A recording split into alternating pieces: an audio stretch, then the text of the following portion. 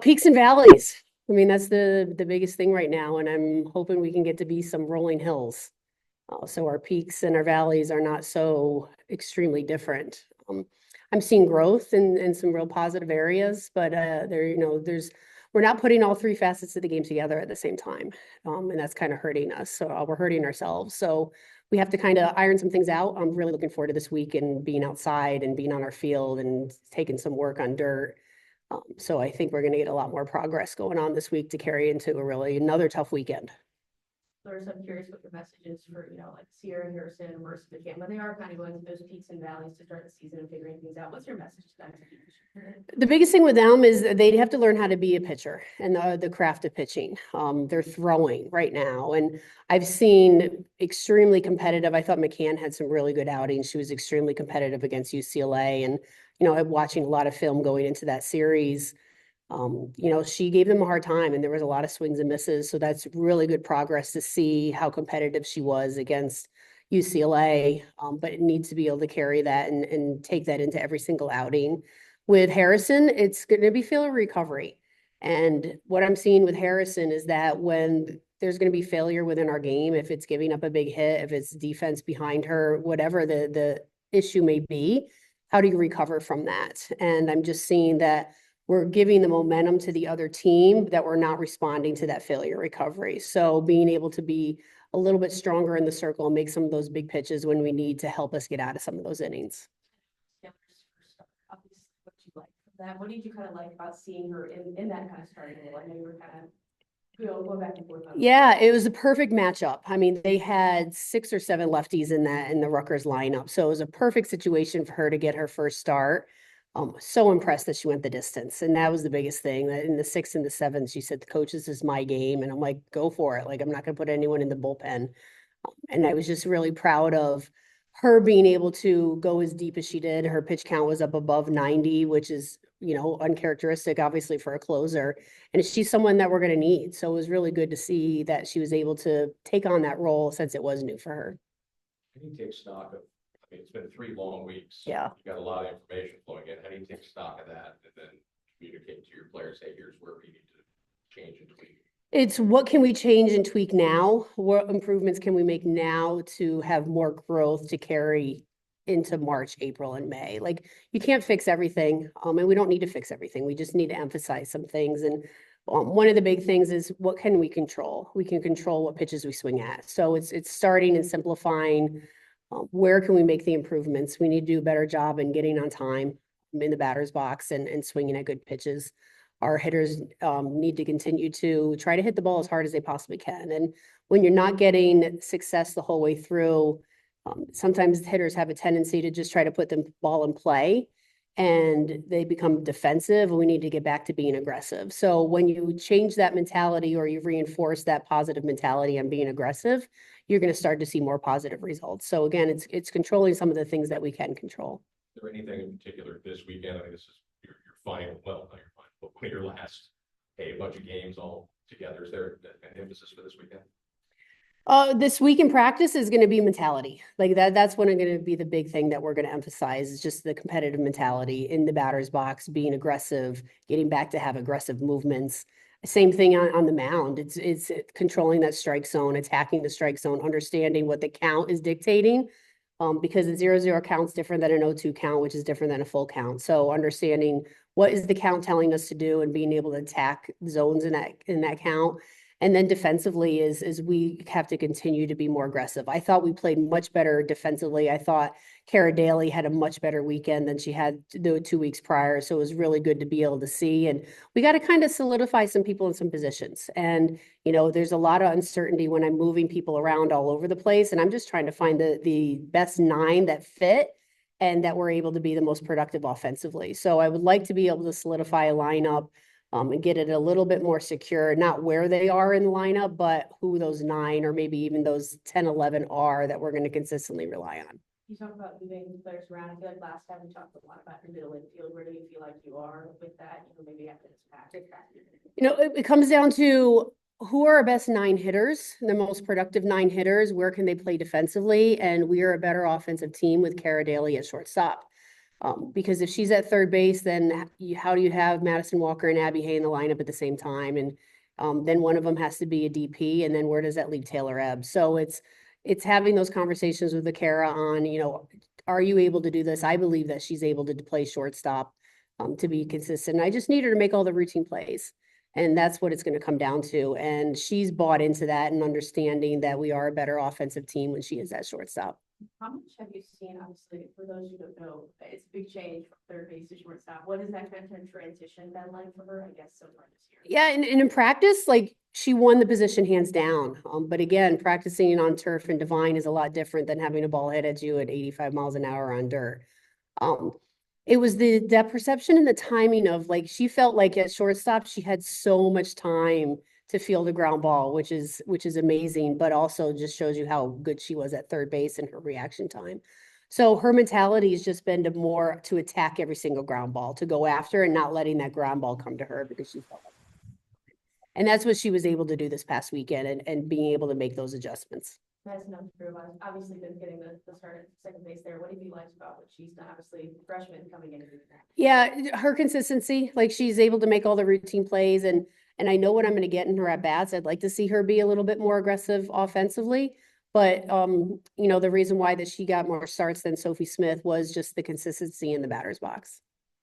Which another freshman who's done pretty well in the batter's box tonight. Mhm. Some big hits this past weekend. What have you liked from her, even in these last couple of weeks in her maturity? She is fearless. I mean, she's one of those players that has that swagger when she steps in the batter's box, like not intimidated at all. Wants the ball and plays that way. And again, giving Abby Hay a rest and taking her off of first base and moving Madison Walker over there gave Sanaya Hill an opportunity. And someone who was coming out of the dugout off the bench, having such quality at bats, I had to find a spot for her to be able to have more at bats within the course of the game. So that was the reason behind giving her a start at third base. Giving Abby Hay a rest, she kind of struggled in the batter's box to start this year. What's it going to take to kind of get her going, either from her perspective? Yeah, she's got to get back to doing what she does well. And it's the 70-30 rule. Like you want to focus on the 70% that you do well, not the 30% that are your weaknesses. And Abby just got a little bit outside of what her strengths are. So she's got to get back to her foundation, and that's looking at the outer half and driving balls to the opposite side of the field and not try to pull those outside pitches. So again, really excited about these next 4 days in practice to kind of get rid of some of the cobwebs and getting back to what we do really well. What did you see from her, especially in her at-bat approaches, the more she got into the lineup? It was the same thing, like pulling someone off the bench. There's a lot of pressure because you feel like you want to hit. And two key situations that she came out of the dugout, she walked. And that's huge. I mean, that just shows me that she had really good control of her at-bat and what pitches she was swinging at or not. So again, it was giving her an opportunity, and we weren't getting production in the outfield as much as we needed it. So there's an open spot, and she took advantage of it. Young players growing through the first 3 weeks, that's kind of a good problem to have. What does it say about the growth of the program since you've been here? That you lose really productive seniors, but you've got freshmen and sophomores, and it's not a rebuild. No, it's never a rebuild. It's kind of a reload. And it's reload with different personnel. And that's what I love teaching the game. Like some of the conversations that I'm having, we had after dinner one night, we had a softball 101 class, and it's kind of just educating them a little bit about the game within the game and some things that they don't know. And it's exciting. It's exciting to have those conversations because they're just going to get better every single day. And it's also my responsibility to be a little patient because knowing that they are going to grow and they are going to get better, and it's not their fault for stuff that they don't know. Like it's my responsibility to be able to teach them and help them. So it's exciting to see where they are right now, but also knowing that they're just going to continue to grow and get better. And we just have to be able to maybe get better a little bit faster. But they're all going to learn at their own pace. The dirt and grass outside. How excited are you to get this team on the dirt and kind of take a practice out there? We need it. We need to be outside. We need to be on dirt. We need to have a home game routine. I mean, that's the biggest thing, to just be back in our locker room, to have a routine on when they come from class, to be able to change in there and walk out onto their own field. It just gives that familiarity, and athletes need a routine. And I'm really excited to finally be on dirt and get back to playing in our stadium. Still on the road this week, but it's going to be little easier when it comes to travel, taking a bus ride instead of a several-hour flight. How much do you think that kind of proximity location, even if it is still travel, will help your team? I think it's the time change that's going to help. I mean, that's where I feel it. And I know I'm going to age myself, but going from the East Coast to the West Coast back to Central Time Zone, I mean, it wears in you when you have late games also on the Pacific side. The time change really can beat you down a little bit. So I'm looking forward to, we had yesterday off. I know that they were able to get a lot of recovery and a lot of rest, but getting back to Central Time Zone and playing in our time zone so we can have our normal sleep routine and sleep patterns. Do you think that's also why SEC play is so helpful? You're playing exclusively in Central or Eastern time? I mean, nothing's easy about playing an SEC ball at all. But it's just, I mean, going from two different coasts in a very short period of time and having the weather issues that we had, and we had to get out of here in emergency on Tuesday because the snow coming in. So there's a lot of factors and we can only control what we can control. And, if the game runs late and we get back to the hotel late, like those things are out of our control and when we have to turn around. But I mean, they're resilient. I mean, they're young, they're Division I athletes playing at the highest level. It's just being able to provide them what they need so then their bodies can recover. You talk about that softball one-on-one class, jumping from high school to college. What do you think is the biggest thing that you kind of have to teach or instill in a lot of your young players? It's the speed of the game. Like I can't simulate a slapper who runs down the line in 2.5 seconds until they see it and a ball coming at them at 85 miles an hour and what it feels like to have a crowd. Like those types of things I can't simulate. And we can talk about it, but until they actually do it and they realize that the balls hit that hard, then they say, oh, now I understand why we have to do some of those things in practice. And then it's also the same thing, like the coaching at this level is so strong.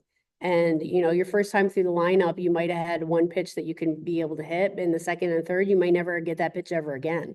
So you better be ready for that pitch if that's your only opportunity to be able to score.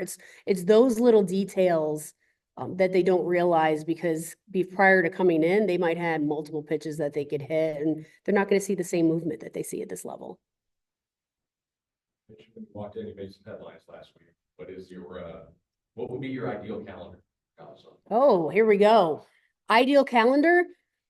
I mean, I think the fall season has merit. I think if they move the entire softball season to the fall, it has merit. But at the same time, and I'm from the Northeast. Would I want to play a championship in November? No.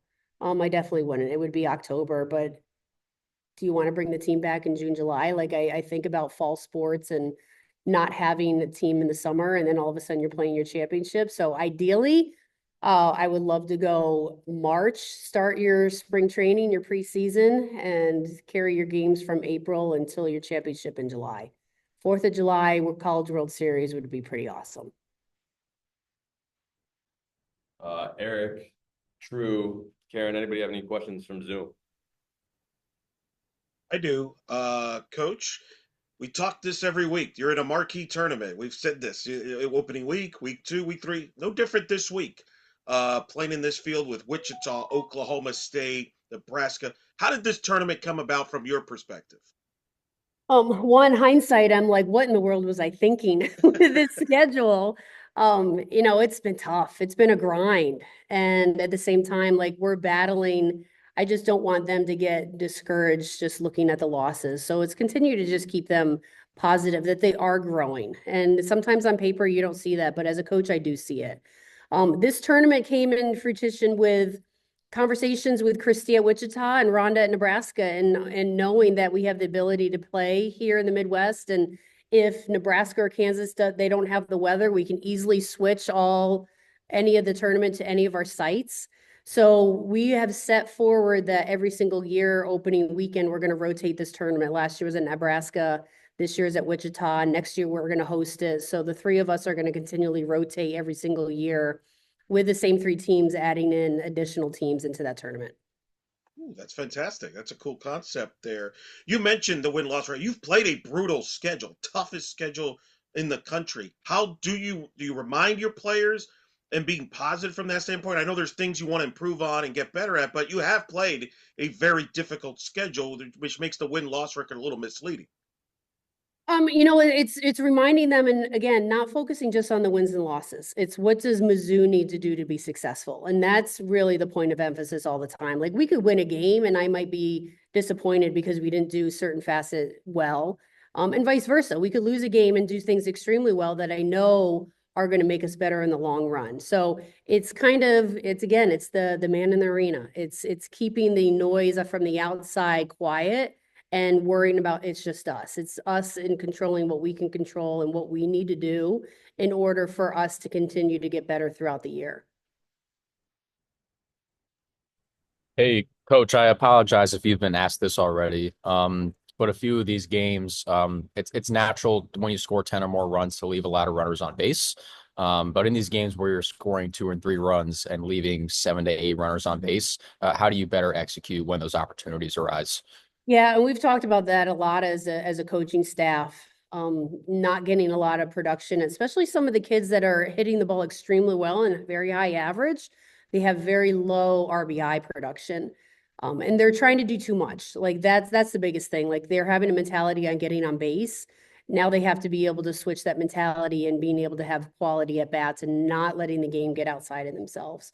And I could talk about Julia Crenshaw in particular. Like she's hitting the ball extremely well and getting on base and been a phenomenal leadoff hitter. Now we got to get some RBI production on her, and she's swinging at pitches she normally doesn't do when nobody's on base. So it's just kind of focusing a little bit more on what is your approach, what are you trying to do in those situations, and being able to execute it. Thank you. Yeah. Hey, Coach, I have a quick question. You mentioned earlier Hayden Sokolowski with the big walks, but she also on Saturday she went 5 for 7, really productive. Was there a specific reason she got more opportunity this weekend rather than the weekend before, and what can we expect moving forward? A lot of it was she got the opportunity because we weren't getting any production out of Kaylee Lenger. Kaylee Lenger won the center field position throughout her offseason and fall and being a returning starter. And we haven't really seen the same consistency with her at bats. So here's an opportunity for somebody else to step in, and she took advantage of it. And that's really what it came down to. If Kaylee was, hitting 350, Sokolowski might not have gotten the opportunities that she did, but moving people around and having a lot of versatility opened up the opportunity. And then same thing with right field with Maya Dodge, not getting as much offensive production. So it gave Sokolowski the pinch hit opportunities and then her taking advantage of it to be able to work her way into the lineup. And then also, Eric kind of touched on it, but Oklahoma State on Friday, Nebraska Saturday, Sunday. What could potentially taking a few wins into SEC play mean for the confidence level of your team? Oh, it'd be huge. One, get us above 500. I mean, we got to stay above 500 to have a shot to go to the NCAA tournament. So there's that, but also unbelievable competition with Wichita, Nebraska, and Oklahoma State. And we just need to put all 3 facets together. We need to play great defense. Our pitchers need to make some better pitches.